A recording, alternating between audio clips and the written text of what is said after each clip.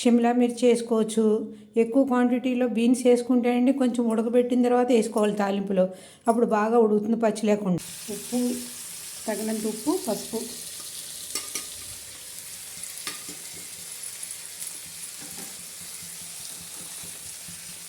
టమాటాలు బాగా కట్ చేసి ఉంచుకున్నాం కదండి, అవి కూడా వేసేయండి. బాగా మగ్గిపోయిన తర్వాత అటుకులు కూడా శుభ్రం కడిగి మెత్తగా అయిన తర్వాత అప్పుడు ఇవన్నీ వేగిన తర్వాత అటుకులు లాస్ట్లో వేసుకోవాలి ఆఖరిలో.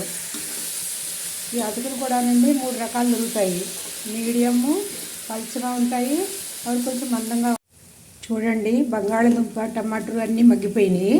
మనము అటుకులు ఉన్నాయి కదండి, శుభ్రంగా కడిగేసుకుని నీళ్ళు లేకుండా పిండుకుని ప్లేట్లో పెట్టుకోవాలి. ఇదంతా అయిపోయిన తర్వాత ఈ అటుకులు ఇందులో వేసేసుకోవాలి.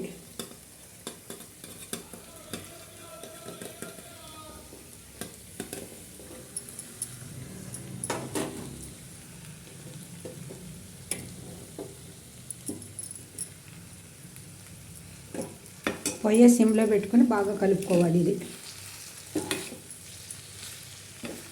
ఇప్పుడు అటుకులు కూడా మనకి ఉండలు లేకుండా బాగా పొడి పొడిగా ఉండేట్టుగా మన నీళ్లు బాగా పిండుకున్న తర్వాత విడివిడిగా చేసుకోవాలి దాన్ని.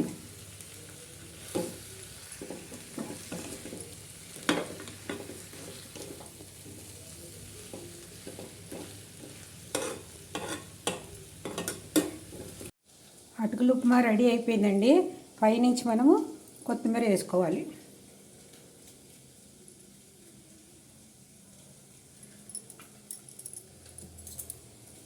చూడండి, పొద్దున్నే వేడి వేడి అటుకులు ఉప్మా అయిపోయింది. చాలామందికి కాంబినేషన్గా పెరుగు కూడా వేసుకుని తింటారు.